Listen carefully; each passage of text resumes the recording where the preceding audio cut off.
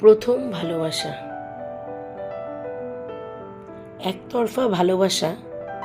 আরে বন্ধুরা, ভালোবাসার ব্যাপারটা একটু খেয়াল করো। এটা তো একতরফা ভালোবাসার কথাই বলা হয়েছে। অতিরিক্ত কিছুতেই ভালো লাগে না, মন মোটা হচ্ছে। এটা আপনাকে খুশি করে, খুব বেশি ঘুম আপনাকে অলস করে, খুব বেশি কিছু করলে ক্ষতি হয়। একইভাবে অতিরিক্ত প্রেম আপনাকে পাগল করে তোলে। একইভাবে এখানে একটি নিষ্পাপ মেয়ের গল্প, যে খুব বেশি প্রেমে পড়েছিল। তুমি অচেনা, নিষ্পাপ এবং ভালোবাসার মেয়ে রশ্মি তার নিজের জগতে সুখী ছিল। কাউকে নিয়ে চিন্তিত ছিল না, কারোর চাপে ছিল না। তারপর হঠাৎ করেই সব কিছু বদলে গেল। এখন গল্প শুরু হয়। একদিন একজন অপরিচিত মেয়ে অপরিচিতদের মধ্যে স্কুলে যায় এবং সেখানে সে অপরিচিত একজনের প্রেমে পড়ে। হ্যাঁ, ওই ছেলেটাও ওখানেই পড়তো। ওর নাম রমন। খুব স্মার্ট, ভালো ফ্যামিলি থেকে, কিন্তু একটু অহংকারী ছিল। সেই মেয়ের থেকেও বেশি সুন্দর। ভালো সংসার নিয়ে রশ্মিও সুখী ছিল। এভাবে কিছু সময় কেটে যায় এবং রশ্মি তাকে ভালোবাসতে শুরু করে এবং তার খারাপের মধ্যে ভালো দেখতে শুরু করে। কিন্তু এখন পর্যন্ত সে জানে না যে সে ভালোবাসার বন্ধনে আবদ্ধ ছিল। সময়ের চাকা ধীরে ধীরে এগোতে থাকে এবং এইভাবে 2 বছর কেটে যায় এবং সময় পরিবর্তন তাদের দুজনকে আলাদা করে দেয় এবং তারা বিভিন্ন স্কুলে পড়তে থাকে। তারপর রশ্মি বুঝতে পেরেছিল যে সে রমনকে ভালোবাসতে শুরু করেছে। সে রমনকে সর্বত্র দেখেছে। সে তাকে মিস করতে শুরু করেছে, তার কথা ভাবতে শুরু করেছে, তার সাথে দেখা করার জন্য আকুলতা শুরু করেছে এবং তাকে খুঁজতে শুরু করেছে। সময় কেটে যাচ্ছিল এবং একদিন রমনের সাথে তার দেখা হয় কোচিং ক্লাসে, যেখানে রমন পড়তো। রশ্মিও সেই জায়গায় লেখাপড়া শুরু করে, এই ভেবে যে অবশেষে অপেক্ষার মুহূর্তগুলি শেষ হবে।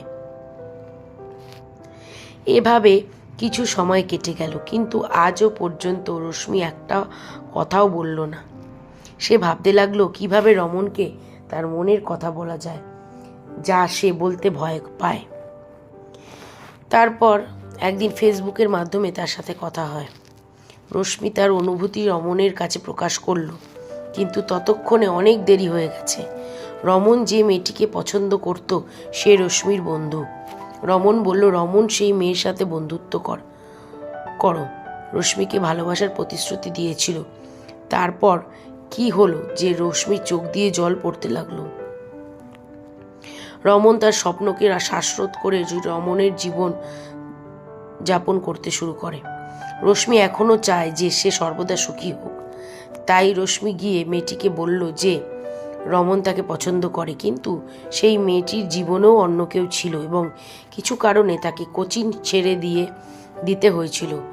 জিজ্ঞাসা করা হলে রমন রশ্মিকে কোচিং থেকে চলে যাওয়ার জন্য দায়ী করে, যা সম্পূর্ণ ভুল ছিল। রশ্মি তাকে বোঝানোর চেষ্টা করেছিল এবং তাকে অনুরোধ করেছিল, কিন্তু রমন পাত্তা দেয়নি। বরং রশ্মিকে খারাপ বলতো, ঠাট্টা করত, গালাগালি করত, অপমান করত। কিন্তু রশ্মি তখন তাকে ভালোবাসতো। রশ্মির মুখ থেকে হাসি চলে গেল এবং সে হঠাৎ একা হয়ে গেল। না খাবারে, না ঘুমে, না লেখাপড়ায়, কিন্তু সংসারে। কিন্তু তাকে দেখতে প্রতিদিন কোচিংয়ে যেত। এভাবে 2 বছর কেটে গেল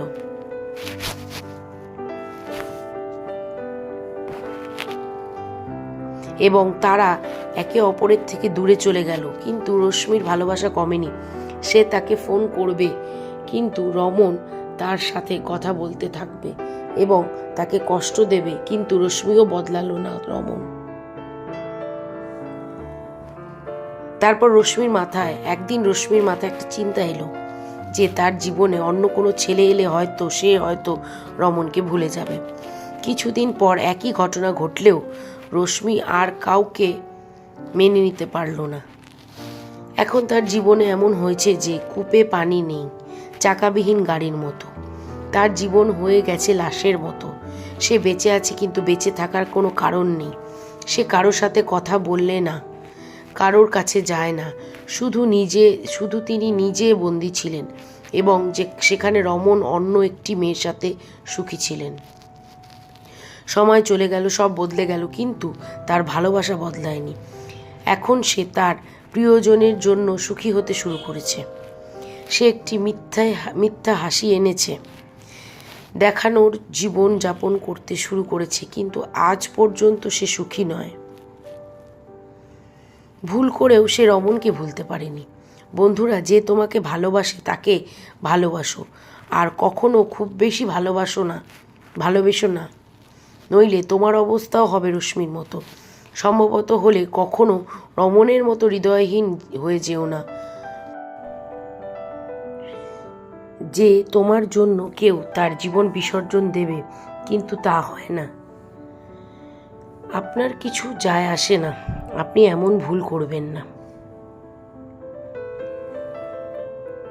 গল্প তখনও শেষ হয়নি, গল্পটা এখনো বাকি আছে বন্ধুরা। আমরা প্রথম গল্পে শুনেছিলাম যে রমন কখনোই রশ্মির প্রেমকে মেনে নেয়নি। রশ্মি একটা দুঃখজনক জীবনযাপন করছিল, কিন্তু একদিন তার জীবনে মোড় নেয়। রশ্মি রমনকে না পেলেও তার প্রাপ্য সত্যিকারের ভালোবাসা পেয়েছে। গল্পটা এখন শুরু। সময়ের চাকা চলতে থাকলো, আর রশ্মি তার দুঃখের বোঝা বয়ে বেড়াতে থাকলো। তারপর একদিন রশ্মির পরিবার ভালো বাড়িতে তার বিয়ে ঠিক করে। পরিবারের পক্ষ থেকে রশ্মিকে জিজ্ঞাসা করা হয়েছিল যে সে কি বিয়ে করতে চায়। রশ্মি উত্তর হ্যাঁ, কারণ তার কোনো উপায় ছিল না এবং রমনের ফিরে আসার কোনো আশা ছিল না। সে কি করবে? কিছুদিন পর রশ্মি বিয়ে করে শ্বশুরবাড়িতে চলে যায়, কিন্তু আজও তার মনে শুধু রমন ছিল। তিনি তার স্বামীকে শারীরিকভাবে গ্রহণ করলেও মানসিকভাবে তাকে গ্রহণ করতে পারছেন না। রশ্মির স্বামী উমং, যিনি একজন জেলা ম্যাজিস্ট্রেটের অফিসে একজন বাবু ছিলেন। উমং, আমি জানি তুমি আমাদের ভালোবাসো না, তাই তোমার হৃদয়ে আমার স্থান না হওয়ার কারণ জানতে পারি। রশ্মি, উত্তর নেই। উমং, তুমি আমাকে পছন্দ করো না? রশ্মি, উত্তর নেই। উমং, আমি কি তোমার স্বপ্নের রাজকুমারের মতো না? রশ্মি, উত্তর নেই। উমং, তুমি কি কোনো চাপে এই বিয়ে করেছিলে? রশ্মি, উত্তর নেই। উমং, তুমি কি আমাকে আর আমার পরিবারকে পছন্দ করো না? রশ্মি, উত্তর নেই। বেশি চাপ না দিয়ে উমং রুম থেকে বেরিয়ে নিজের অফিসে চলে গেল। এখন রশ্মি ভয় পেয়েছিলেন যে তার স্বামী তাকে বাড়ি থেকে বের করে দিতে পারে, কারণ সে তার বারবার প্রশ্ন করার পরেও তাকে উত্তর দেয়নি। সন্ধে 4:30 বাজে, আর রশ্মির মনেও একই ভয়। ডোরবেল বাজছে। রশ্মি দরজা খুলে উমং ঘরে ফিরে আসে। উমং, রশ্মি, 1 কাপ চা পাবো? রশ্মি হতবাক যে রাগের পরিবর্তে উমং 1 কাপ চা চায়। রশ্মি চা বানিয়ে উমংকে দেয়। রশ্মি, উমং, তুমি উত্তর না দিলেও ভাবো না যে আমি তোমার ওপর রাগ করেছি বা তোমার ঘর থেকে বের করে দেব। এই বাড়িটা আমার যতটা তোমার, কিন্তু এখন আমি থাকতে পারবো না তোমার সাথে একই রুম। আমি তোমার ওপর রাগ করি না, কিন্তু আমি তোমাকে বিরক্ত করতে চাই না। যখন তুমি অনুভব করো যে আমি তোমাকে বুঝতে সক্ষম, তখন আমার ঘরের দরজা তোমার জন্য সবসময় খোলা থাকবে। রশ্মি অবাক হয়ে উমঙ্গের দিকে তাকায় এবং ভাবে যে সে জানে যে আমি তাকে ভালোবাসি না, তবুও আমাকে বাড়ি থেকে বের করে দেওয়ার পেছনে কারণটা আমাকে সম্মান দিচ্ছে। সময় কেটে গেল, 1 বছর পার হতে চলেছে এবং উমঙ্গের প্রতি রশ্মির সম্মান বাড়তে থাকলো। একদিন রশ্মির মনে একটা চিন্তা আসে যে উমং আমাকে কতটা শ্রদ্ধা করে।